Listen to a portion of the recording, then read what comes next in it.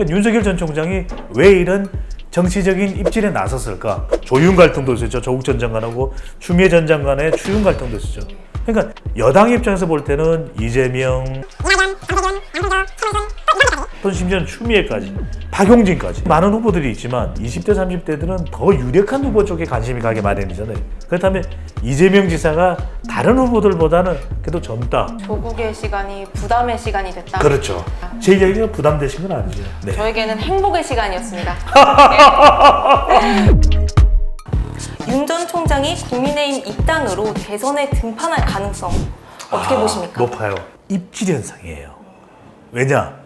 정치적인 현상이 계속해서 동시다발적으로 불거질 때 특히 이제 대선 후보들은 영향을 받을 수밖에 없는 것이거든요.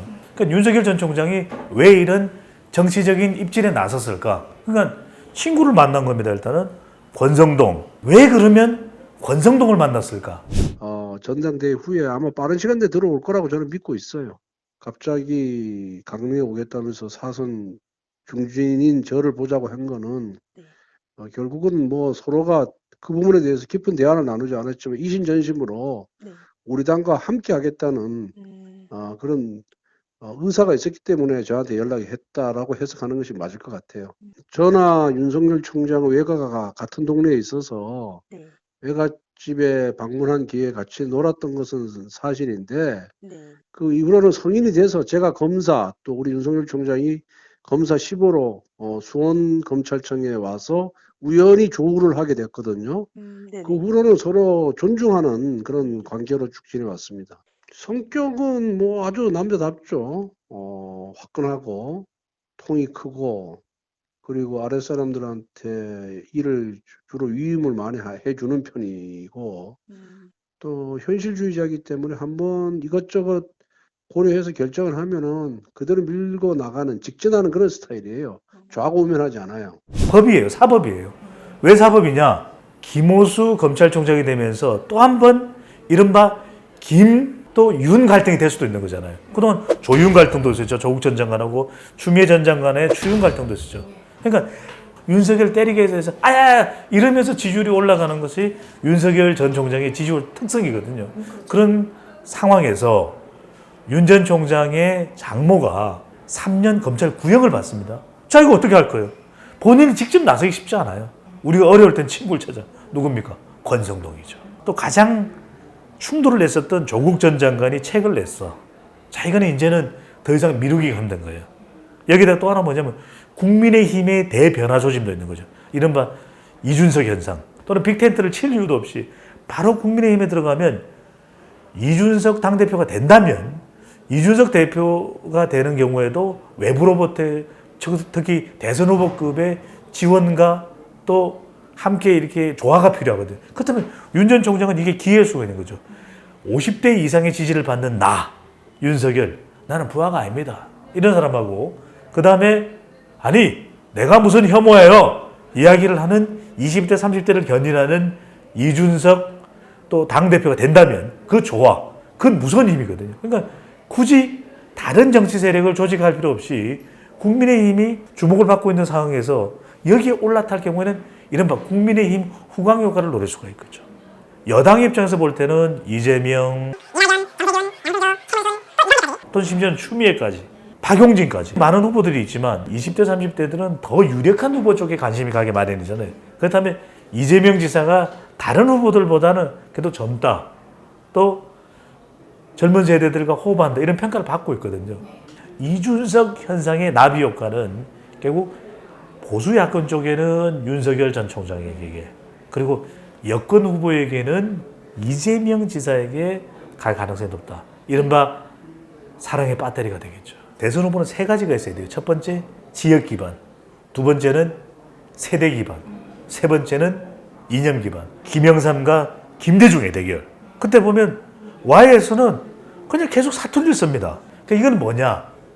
결국 대선 후보들은 지역 기반이 우선 있느냐. 이게 중요해요. 그래도 이재명 지사는 경기지사잖아요. 경기도가 유권자 제일 많잖아요. 그럼 경기도만 결집하면 되는 겁니다. 경기지사는 2등이 이낙연이잖아요. 이낙연 전 대표 뭐 했다? 호남 출신이잖아요. 전남지사를 했잖아요. 그러니까 지지율이 그래도 2위를 하는 거예요. 여권 내에서 지각 변동을 해도 지역도 쉽지 않아. 세대도 쉽지 않아. 마지막 남아있는 건 뭐냐면 이념 기반이에요. 여권의 이념 기반을 가장 꽉 쥐고 있는 사람이 누구예요? 문재인 대통령이죠. 왜냐면 대통령 지지율이 또 정상회담 효과를 통해서 반등하잖아요. 그러니까 아직까지 이념 기반이 남아있는 겁니다. 그러니까 이걸 변동시킬 수 있는 변수로 우리가 한 가지 꼽았던 것이 바로 김경수 경남지사였어요. 그런데 문제가 뭐냐? 대법원 선고를 남겨두고 있죠. 드루킹. 이게 김 지사에게는, 김경수 지사에게는 상당히 부담이 되거든요. 그러니까 그걸 빼고 나면은 이재명 지사가 지금으로서는 가장 유력하다. 이런 일이 있어? 하는 정도의 수준이 아니라면은 그건 지금 현재 구도가 윤석열 전 총장과 양강 구도가 계속할 수, 물론 야권도 모르겠어요. 홍준표 의원 또 복당되고 나면 또 대선을 한번 짜릿한 대선의 경험이 있는 사람들이 또 유리해. 그 윤 전 총장 뭐 알아요. 국가 경영 이렇게 얘기하면서 홍카콜라 돌풍이 불 수도 있겠죠. 비슷했나요? 예, 너무 똑같았어요. 그러니까 몰라 이거를. 국민들이 바라보는 건 결국 세 가지입니다. 대권의 의지가 있느냐. 그 다음에는 사람들이 있느냐. 함께 사람들이 있느냐. 그 다음에 마지막으로는 이 사람의 대권 비전이에요. 5년의 플랜을 보면서 저 사람이 되면 저렇게 되겠구나. 이걸 보여주는 순간 평가를 받게 되는 거죠. 조국 전 법무부 장관이 회고록 조국의 시간을 지난 1일 출간하면서 조국 전 장관이 낸 책의 이름은 조국의 시간이지만 이건 정치권 또 대선 후보들에게는 부담의 시간이 돼요.